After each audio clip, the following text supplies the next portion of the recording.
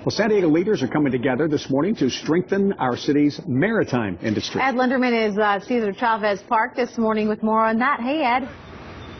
Yeah, this is all about sequestration, but as you can see behind me here, this has become much more than a press conference this morning involving government officials and maritime industry leaders and port officials, etc. Take a look here. We've got hundreds upon hundreds of NASSCO shipyard workers and workers at other facilities that are involved with ship repair, shipbuilding, that sort of thing. They're all in hard hats. They're wearing blue T-shirts that says, "Keep our Navy strong." This is because that's what's going on with sequestration, the lack of Navy contracts for both shipbuilding and ship repair.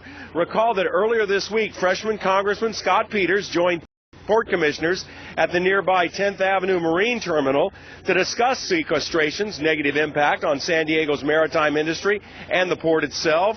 Nearby NASSCO bracing for cuts in Navy contracts, both shipbuilding and ship repair, the latter effectively reflecting negatively on a number of waterfront businesses. Again, a lot of these workers aren't just NASSCO. They are ship repair workers here as well, in addition to shipbuilders.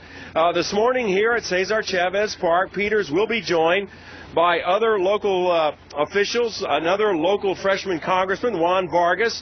Mayor Filner is expected to be on hand, City Council member David Alvarez, along with local maritime leaders to rally and highlight against the negative impact of the sequester.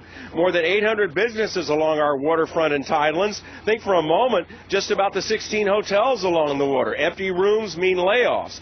Peters is also expected to address the impact on our military and defense industry. But again, as we're showing you this live picture here, this is going to be very much about one thing specifically, and that is the impact of the sequester on our maritime industry. We've got NASSCO workers here, workers from BAE, and other ship repair facilities.